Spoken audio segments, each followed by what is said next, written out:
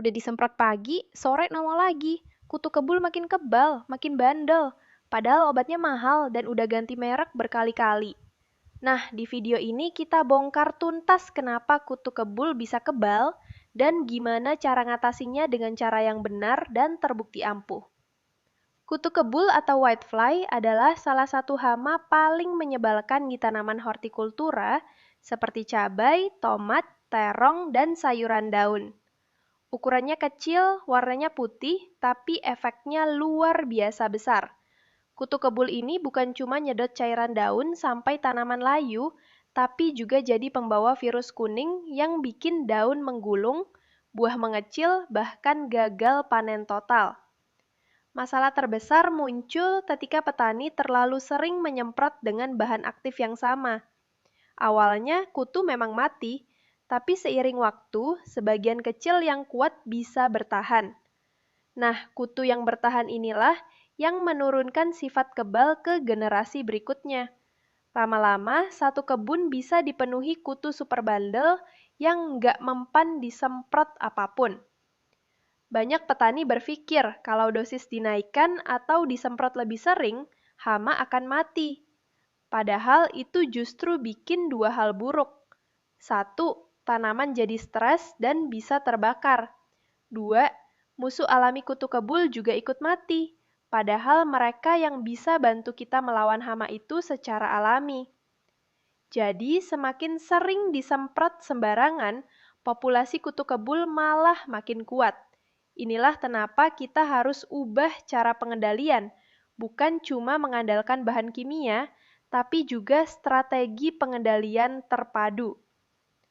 Sekarang kita bahas cara lengkap mengatasi kutu kebul yang kebal dan bandel. 1. Rotasi bahan aktif insektisida. Gunakan pestisida dari golongan kimia berbeda setiap 2-3 kali aplikasi. Misalnya, setelah pakai abamectin, ganti ke imidacloprid atau buprofezin. Tujuannya biar kutu nggak sempat beradaptasi. 2. Campur strategi nabati.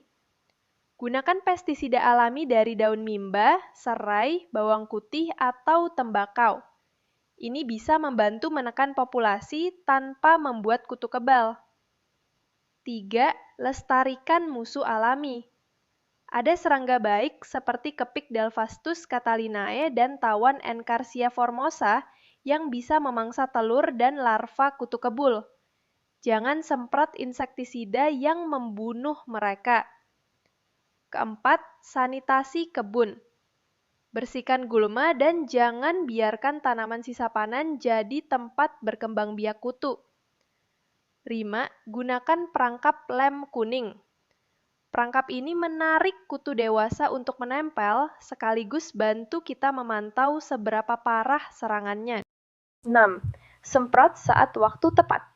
Lakukan penyemprotan di pagi atau sore hari ketika suhu tidak terlalu panas agar obat bekerja maksimal dan tidak cepat menguap. Kuncinya adalah sabar dan konsisten. Menghadapi kutu kebul bukan soal siapa punya obat paling kuat, tapi siapa yang paling paham cara kerja hama ini. Kalau semua langkah dijalankan bareng, rotasi bahan aktif, sanitasi kebun, dan manfaatkan musuh alami, maka populasi kutu kebul bisa ditekan bahkan tanpa biaya besar. Ingat, bukan hama yang cerdas, tapi petani yang harus lebih cerdas dari hamanya. Kalau kamu setuju, jangan lupa tekan tombol like, subscribe, dan bagikan video ini biar makin banyak petani yang tahu cara mengatasi kutu kebul yang kebal dan bandel.